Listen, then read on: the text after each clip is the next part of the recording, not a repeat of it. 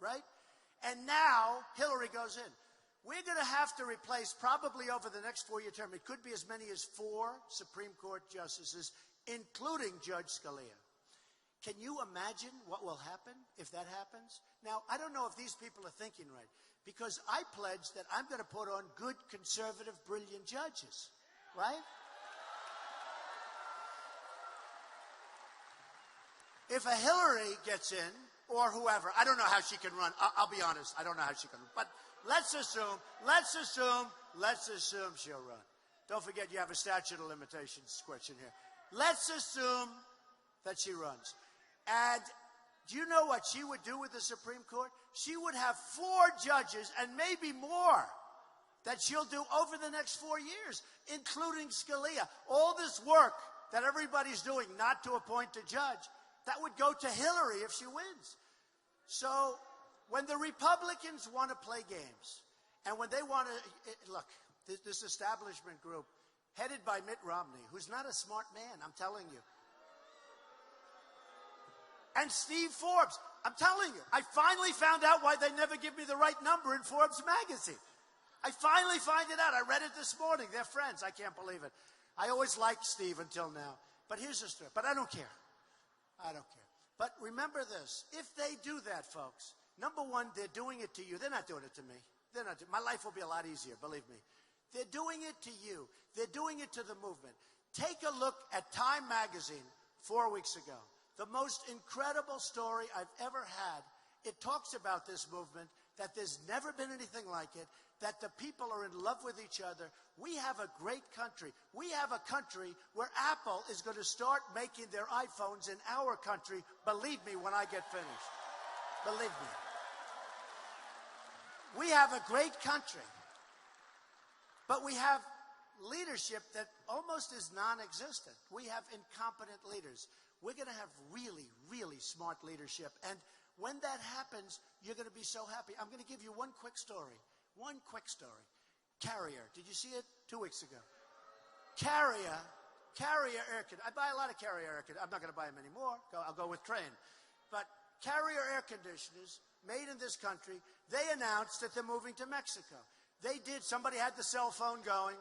Taking the pictures. And 1,400 jobs are gone, right? They're gone. Like nothing, like magic. They announce this probably mid-level guy is up on a stage. I'm sorry, but we're moving to Mexico. They fired everybody, essentially. And I said, that's terrible. Now, Ford is building in Mexico. Nabisco's building in Mexico. So many people are building in Mexico. I love Mexico. I have thousands of Hispanics that work for me. When I won Nevada, I won with the Hispanics. I love the Hispanics. I love you. I love you. But I have thousands of Hispanics that work for me. And they're great people. And remember, in Nevada, I won with the Hispanics, the poll. So what happens is this. We have these eggheads that think they call them the elites. I say, why are they elite? They're more elite than me. Why are they elite? Half of them can't tie their shoes.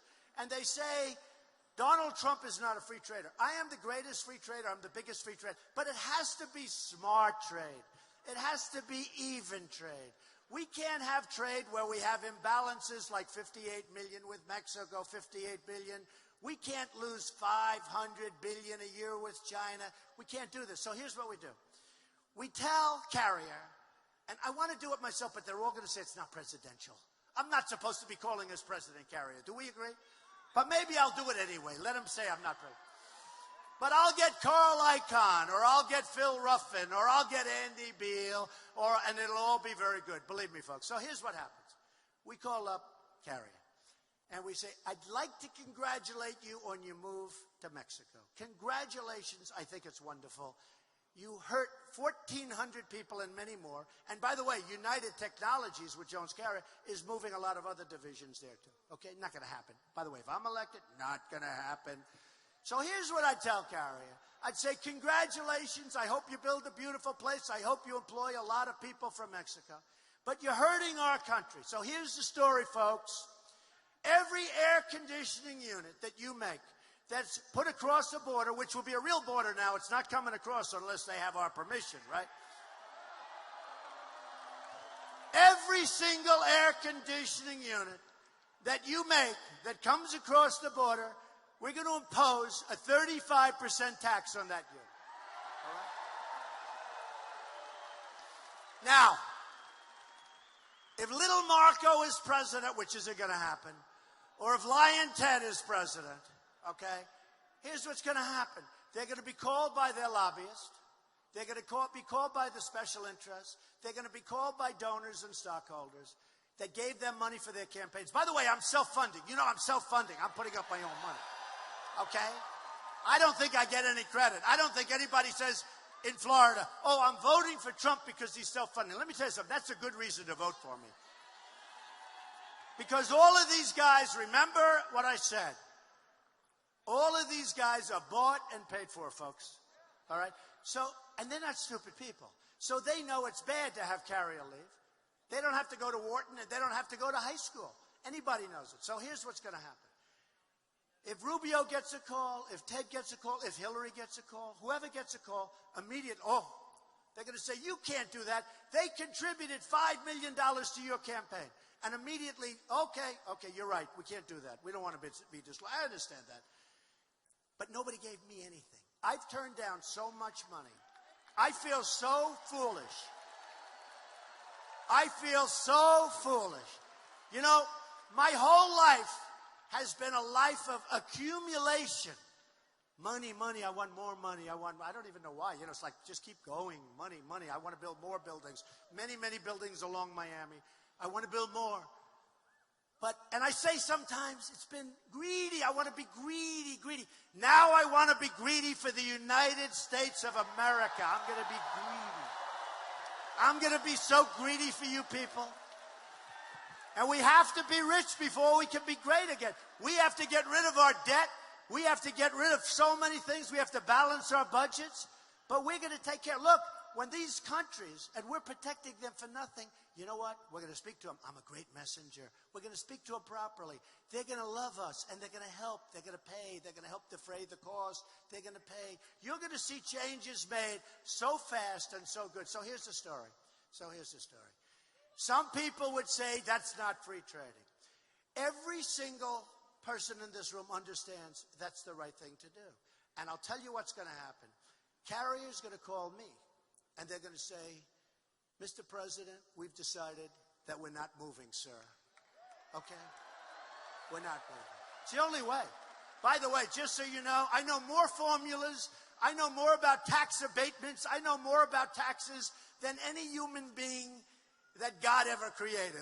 And by the way, speaking about God, I will be the greatest jobs-producing president that God ever created. I will tell you that.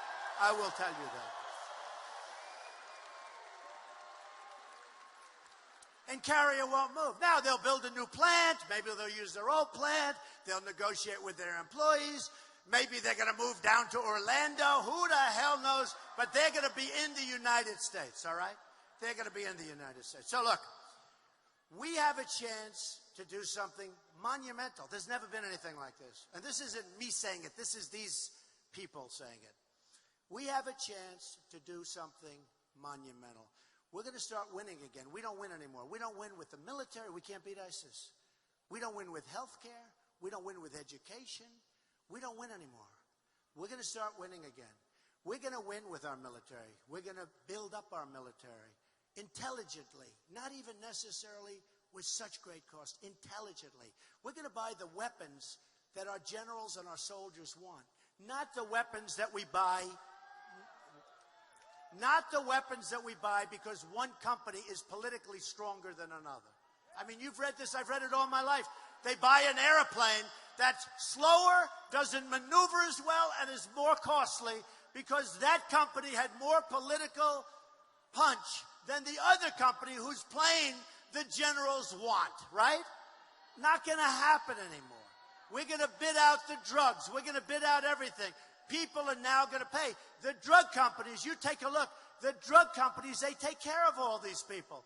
And then we wonder, why aren't we going to bid with the drug companies? Because the senators don't want that. They don't want that. So here's the story. We're going to start winning again, like we've never won before. Telling you. Our military, you're going to be so proud of it, and we're going to knock the hell out of ISIS, okay? Quickly, quickly. We're going to take care of our vets. We're going to take care of our health care. We're going to take care of education. We're going to take care of our borders. They're no longer going to be Swiss cheese people walking. We're going to have really powerful borders, and people are going to come into our country, but they're going to come into our country legally. Legally. And you're going to remember this afternoon, because we're all together, we're partners. You're going to remember this afternoon, and you're going to say in 2 years from now, and 3 years from now, and 4 years from now, that this was one of the great afternoons I've ever spent. And you're going to go, and on the 15th, Tuesday, you're going to vote, or before then, hopefully before then. Do it now, do it today, do it tomorrow. But you're going to go and early vote. I'd love you to early vote, but I won't hold you to it. But remember, you all swore you're voting for Trump. You can't change. And you are going to be, and I promise, you are going to be so proud of your president, and you are going to be so proud of your country. I love you all. Thank you very much. I'll see you soon.